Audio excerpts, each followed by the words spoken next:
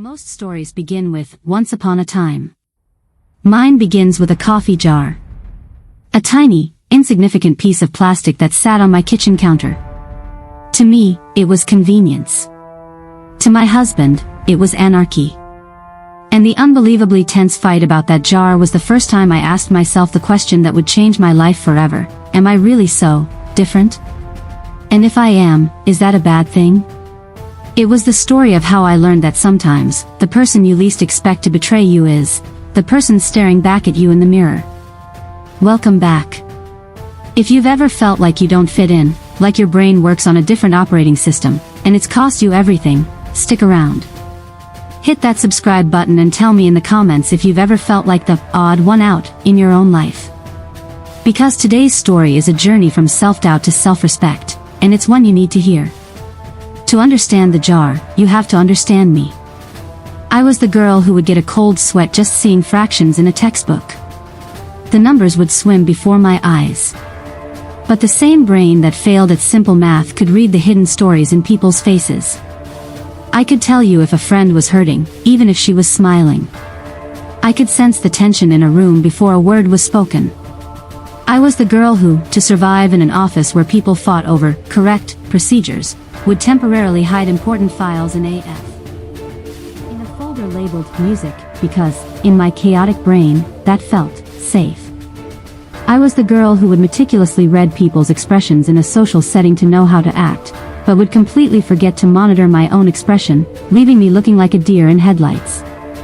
Every time I failed at a normal task, every time I got a question wrong, every time I misunderstood a simple instruction, every time I saw the flicker of confusion on someone else's face, I arrived at the same, painful conclusion: I am dumb.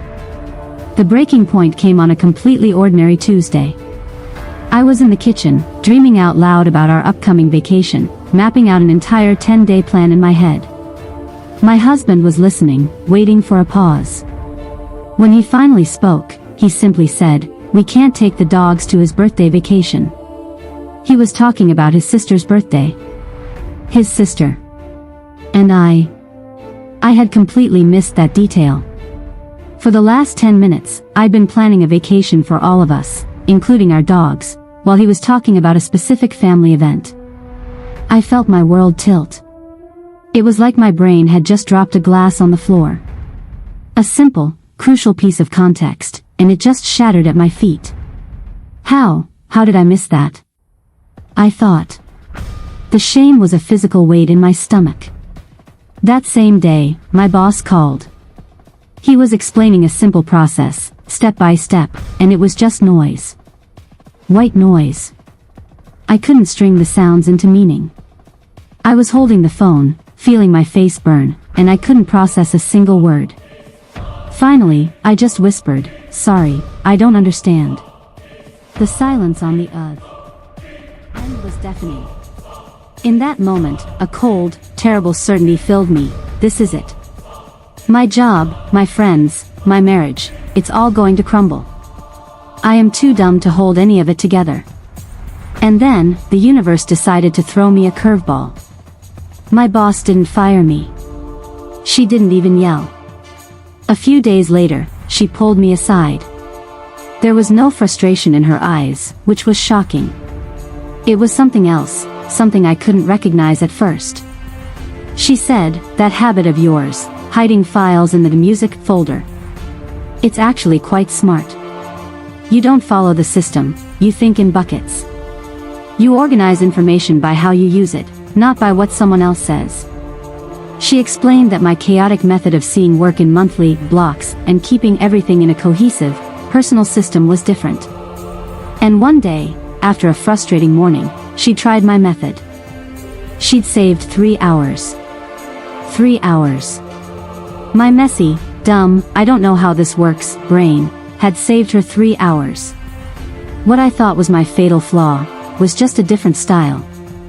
That same week, my husband, the man who had just recently fought with me over a coffee jar, handed me an envelope. It was a college application. He'd been talking to my boss. Together, they'd arranged a special exam plan that accommodated my anxiety, breaks, clear instructions, no pressure.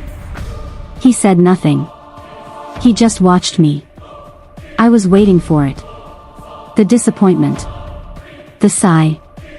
The look that says, "I'm tired of carrying you." But there was none. He was tired, yes. He was worried, yes. But there was a look I'd never seen before. Acceptance. He had always said, "You're not stupid. You just see things differently." But that day, I didn't just hear him. I felt him. That it was like a glass being lifted from my eyes. For the first time, I asked myself a question I was terrified to think: am I truly dumb? Or, am I just different? Coffee jar on the counter with the dishes? Different. Hiding files in a music folder? Different. Being terrified of numbers but understanding people? Different. Overthinking in social settings? Different. But is different a defect, or is it my design? My boss didn't see a defect, she saw a methodology. My husband didn't see a burden, he saw a person. The world hadn't rejected me. I had rejected me. So I decided. This is my point of no return. My revenge is not against the world, it's against the voice in my head that called me worthless. The payoff isn't a public humiliation of my enemies, it's a public reclaiming of myself.